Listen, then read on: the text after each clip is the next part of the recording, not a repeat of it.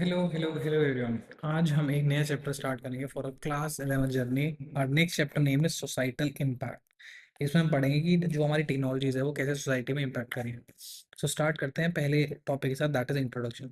So last कुछ time से हम अगर देख रहे हो कि जो हमारा पूरी की पूरा वर्ल्ड है, ठीक है, हर एक चीज़ छोटी छोटी बड़ी से बड़ी, वो बहुत ज़्यादा क्या कहते हैं डिपेंड होती जा रही है, यूज़ कर रही है डिजिटल टेक्नोलॉजीज पे।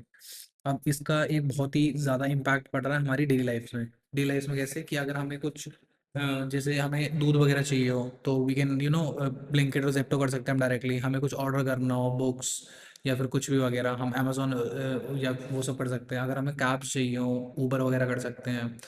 या फिर ऐसे बहुत सारी चीज़ें, हम कुछ भी अपना कन्वीनियंस से एक तेज फास्टर तरीके से या फिर इजीली हम कर सकते हैं चीज़ें यूजिंग द डिजिटल टेक्नोलॉजीज। सो जैसे कि एग्जांपल है, जैसे पहले के टाइम पे इन द पास्ट जो एक लेटर था, उसे बहुत सारे दिन लग जाते थे कि वो पहुंचे रिसिपिएंट तक। और जब रिसिपिएंट को मिलती थी उसकी कॉपी, तो वो रिस्पॉन्ड करते थे सेपरेटली। बट आज हम ईमेल्स को रिसीव कर सकते हैं और उसे रिप्लाई भी कर सकते हैं two more than one person at a time. अब ये जो इंस्टेंटेनियस नेचर है इलेक्ट्रॉनिक कम्युनिकेशन का, ये बनाता है इसको एक एफिशिएंट और प्रोडक्टिव तरीका, जिसकी वजह से इतना ज़्यादा फेमस है। अब इसका कुछ वो देख लेते हैं कि कहाँ से कहाँ तक फेमस है। So if we are to check कि कितना डे लाइफ में इंक्लूडेड है ये। सो बैंकिंग जो इंडस्ट्री है वहाँ से लेके एक एविएशन इंडस्ट्री तक, है ना, या फिर इंडस्ट्री प्रोडक्शन, जैसे हम जो बेस प्रोडक्शन करते हैं, नट्स वगैरह बनाना या कुछ भी, वहाँ से लेके ई कॉमर्स तक, या फिर कहीं भी अगर डिलीवरी की बात है of the goods and service, तो ये सारा का सारा डिपेंडेंट है on the use of computers and digital technologies. अब डिजिटल टेक्नोलॉजीज जो हैं इतना ज़्यादा रीडिफाइन करा गया है या इवॉल्व करा गया है, जिससे जो हमारी नॉर्मल एक्टिविटीज़ हैं वो भी चेंज होती जा रही है। जैसे कि हम सबसे ज़्यादा डिजिटल टेक्नोलॉजी यूज़ कर सकते हैं, जैसे करते हैं, जैसे कि स्मार्टफोन्स, कंप्यूटर्स या कुछ भी जिसमें एक हाई स्पीड इंटरनेट हो, जिसके थ्रू हम एक दूसरे से कनेक्ट हो पाते हैं। अब एक क्वेश्चन और आता है कि जो डिजिटल टेक्नोलॉजीज़ हैं वो इतना ज़्यादा वाइड स्प्रेड क्यों बनी। सबसे पहला इसका पॉइंट था, जैसे हमें पीसी से इंट्रोडक्शन कराया गया, पर्सनल कंप्यूटर्स। और दूसरा, जैसे ही इंटरनेट हमें हमने डेवलप करा आफ्टर स्मार्टफोन्स, सो उससे क्या हुआ, हम एक दूसरे से कनेक्ट हो पाए। सो जैसे ही ये सब कुछ एक कॉमन मैन को दिया गया, टेक्नोलॉजीज जो हैं बहुत ज़्यादा ही वाइड स्प्रेड हो गई, बहुत एक बड़े तरीके से, बहुत अच्छे खासे पेस से। सो अब एक और चीज़ है, जैसे कि ये सारे हो गए बेनिफिट्स हमारी डिजिटल टेक्नोलॉजीज़ के, बट टेक्नोलॉजीज़ को हम मिसयूज़ भी कर सकते हैं, जो कि हम इस पूरे चैप्टर में पढ़ेंगे कि कैसे कैसे हम यूज़ कर सकते हैं, कैसे उसका मिसयूज़ हो सकता है, कैसे हम बचा सकते हैं, ठीक है। So let's start. सो अब नेक्स्ट टॉपिक पे आते हैं, डिजिटल फुटप्रिंट।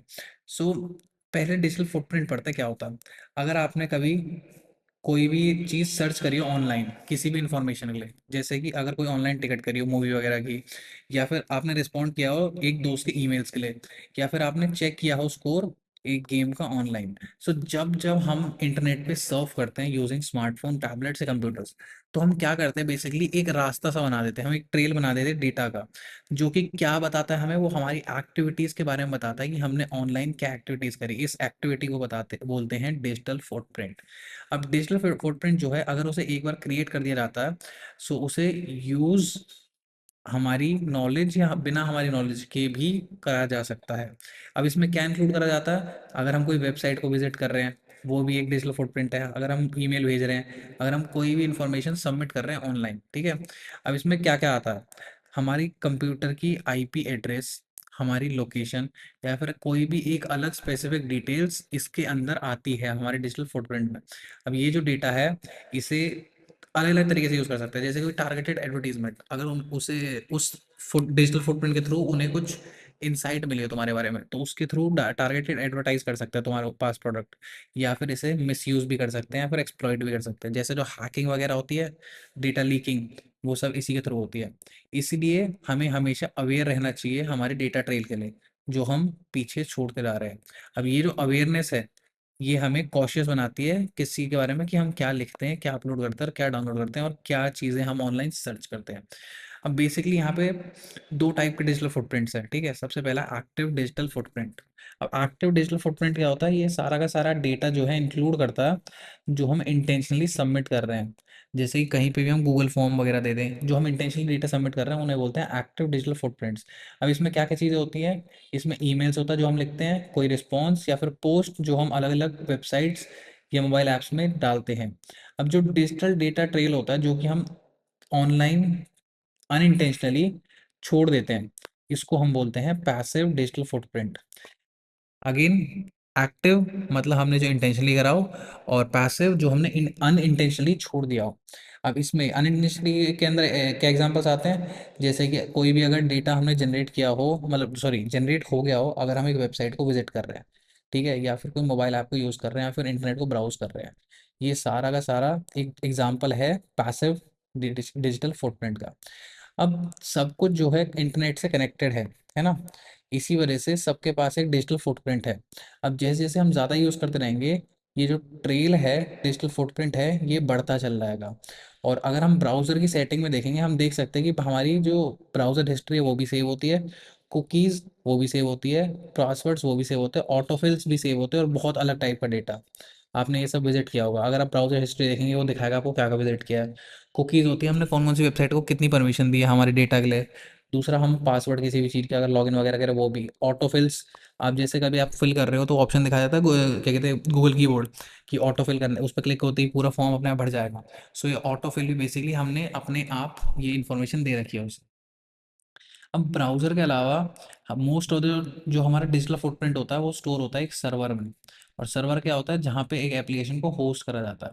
अब हमारे पास कोई एक्सेस नहीं है उसे हटाने का या इरेज करने का, ना ही हमारे पास कंट्रोल है कि हमारा डेटा कैसे यूज़ करा जाएगा।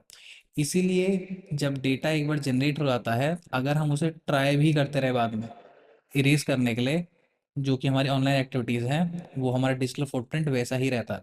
हमारे पास कोई गारंटी नहीं है कि हमारा डिजिटल फुटप्रिंट जो है एक पूरे कंप्लीट तरीके से एलिमिनेट हो सके, हम उसको बिल्कुल इरेज कर सकें। इसलिए हमेशा हमें कॉशियस रहना चाहिए जब भी हम ऑनलाइन रहते हैं। अगर हम सबका ऑनलाइन डेटा जो है इंटरनेट पे ट्रेस हो गया, तो उसके साथ हमारा कंप्यूटर डिवाइस भी वो एक्सेस कर सकते हैं।